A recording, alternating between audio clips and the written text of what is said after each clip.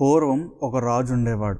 ఆ రాజు యొక్క జ్ఞానానికి, ఆ రాజు యొక్క ధన సంపదకు, ఆ రాజు యొక్క కుటుంబానికి రాజ్యం అంతా ఎంతో రుణపడి ఉండడం మాత్రమే కాదు, ఆ రాజు చెప్పింది ఆచాతూచా తప్పకుండా పాటిస్తూ ఉండేవారు.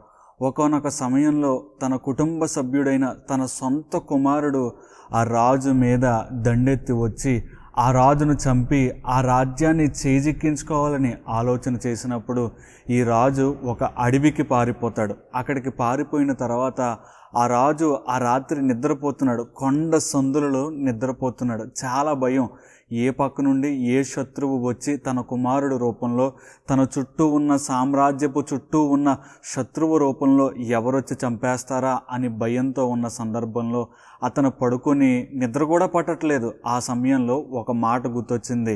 చిన్నప్పుడు ఎవరో ఒక మాట చెప్పారంట, కష్ట సమయాల్లో నీ దేవుని పైన ఆధారపడు, నీ సొంత జ్ఞానం వాడొద్దు అని. అది ఆలోచన వచ్చిన ఆ రాజు ఇలా లేచి ప్రార్థించుకోగానే, అలా ప్రార్థించుకొని దేవుని మీద విశ్వాసం చూపిన తర్వాత ఎక్కడలేని ధైర్యం పుట్టుకొచ్చింది. తిరిగి తన రాజ్యాన్ని సంపాదించుకోగలిగాడు. నేను ఈ విషయం ఎందుకు చెప్తున్నానంటే, మనకి శోధన వచ్చినప్పుడు మనం ఎలా స్పందిస్తున్నాము అనే దాన్ని బట్టి మన శోధన దేవుడు తీయాలా వద్దా అనేది ఆలోచిస్తాడు. ఈ కీర్తనల గ్రంథం 3వ అధ్యాయం మనం పరీక్షించినప్పుడు ఇటువంటి సందర్భాన్ని మనం చూడగలం. ఈ వాక్యానుసారంగా మాట్లాడుట అనే ఈ కార్యక్రమానికి తిరిగి స్వాగతం. మీ అందరికీ వందనాలు.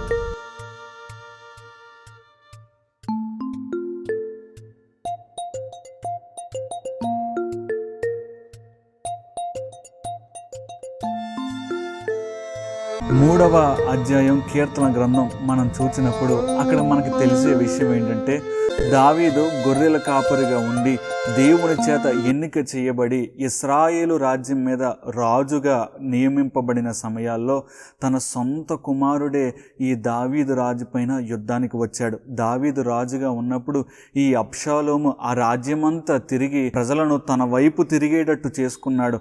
అలా తనకంటూ కొంతమంది ఏర్పడిన తర్వాత రాజు మీద యుద్ధం చేయడానికి బయలుదేరాడు. ఈ విషయం ఎరిగిన దావీదు ఆ సామ్రాజ్యాన్ని విడిచి అడవిలోనికి వెళ్ళిపోయాడు. ఏం చేయాలో దిక్కుచోతని పరిస్థితి, ఎంతో స్ట్రెస్తో కూడిన పరిస్థితి, ఎన్నో ఇబ్బందులు గుండా ప్రయాణం అవుతున్నాడు. ఒక పక్క శత్రువుల దేశాన్ని నుండి యుద్ధం, ఒక పక్క సొంత కుమారుడి దగ్గర నుండి యుద్ధం. ఏం చెయ్యాలో, ఎటు వెళ్ళాలో తెలియని ఆ పరిస్థితులలో కొండ సందులలో దాగుని ప్రార్థన చేస్తున్నాడంట. కొన్నిసార్లు మన పరిస్థితి కూడా ఇట్లానే ఉంటుంది. చుట్టూ మొత్తం ముందుకు వెళితే గొయ్యి, వెనుక వెళితే నుయ్యి అన్నట్టుంటుంది మన పరిస్థితి. ఎటు వెళ్ళాలో, ఏం చెయ్యాలో, ఎవరికి మనం సహాయం చేస్తారో అని మనం వేచి చూస్తూ ఉన్న సమయాల్లో ఈ దావీదు రాసిన ఈ 3వ అధ్యాయం మనకి ఎంతో ఆదరణ కలుగ చేస్తుంది.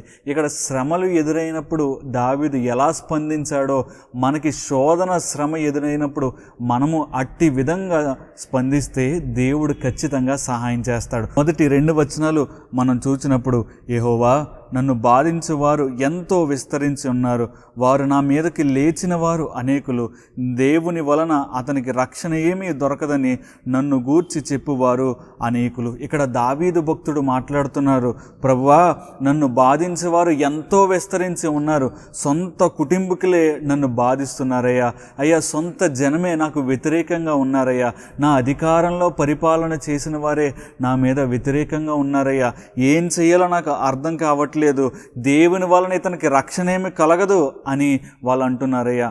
కొన్ని పరిస్థితుల్లో మన జీవితం కూడా ఇలానే ఉంటుంది. యేసు ప్రభుని నమ్ముకున్నావు కదా, నీ జీవితం ఇంకెందుకు మారలేదు, యేసుక్రీస్తుని నమ్ముకున్నావు కదా, నువ్వు డబ్బున్నవాడు అయిపోవాలి కదా, గొప్పడు అయిపోవాలి కదా అని చాలాసార్లు మన బంధువులు కూడా ఇలానే మాట్లాడుంటారు. దావీదు చుట్టుపక్కల ఉన్న వాళ్ళు కూడా ఇలానే అంటున్నారంట, ఏం చేశాడు నీ దేవుడు అని. కానీ దావీదు కృంగిపోలేదు, దేవుణ్ణి విడిచి దూరంగా వెళ్ళిపోలేదు. దావీదు చేసిన పని ఇలా ప్రార్థన చేస్తున్నాడు. 3వ వచనం, యెహోవా నీవే నాకు కేడముగాను, నీవే నాకు అతిశయాస్పదముగాను, నా తల ఎత్తువాడవు, నీవే అని ఎలుగెత్తి నేను యెహోవాకి మొర్రపెట్టినప్పుడు దావీదు చేసిన పని చుట్టూ ఉన్న తన ప్రజల మీద ఆధారపడలేదు. దావీదు చేసిన పని శత్రువుల సహాయం కోరలేదు. దావీదు చేసిన పని దేవుడికి మొర్రపెట్టాడంట. ఏమని? యెహోవా నీవే నా కేడము. కేడము అంటే ఒక ఆర్మీ వ్యక్తికి ఒక షీల్డ్ ఉంటుంది ముందు. అది ఎందుకంటే ఎదురుదాడి చేసే వారి నుండి రక్షణ పొందడానికి.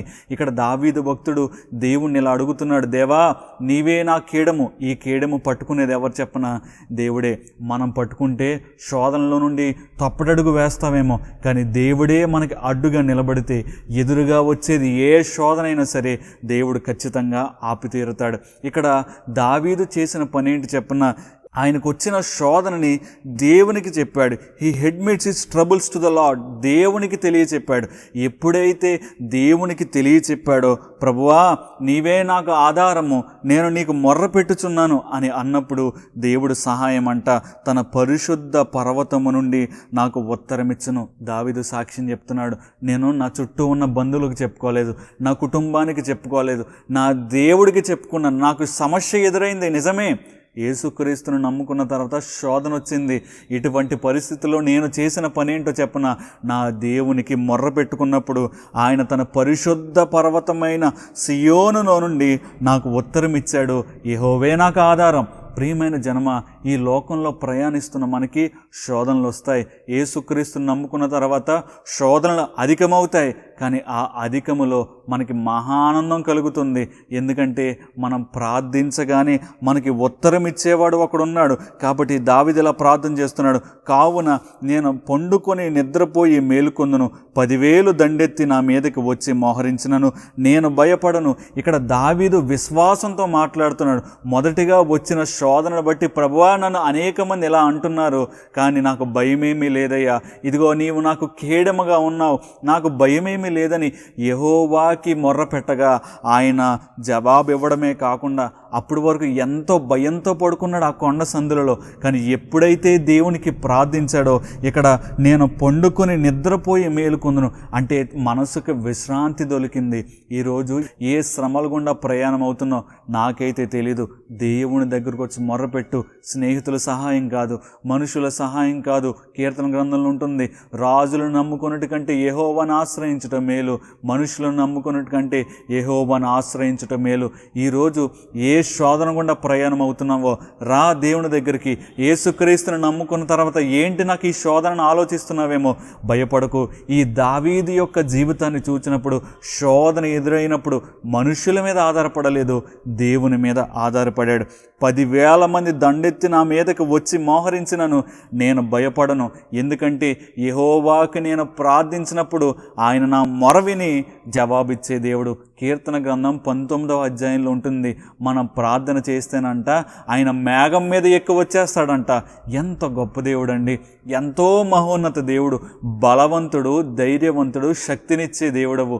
అటువంటి దేవుణ్ణి మనం నమ్ముకుంటూ ప్రార్థించిన వెంటనే మనకి సహాయం చేయడానికి మేఘాల మీద ఎక్కి మరీ వచ్చేస్తాడంట.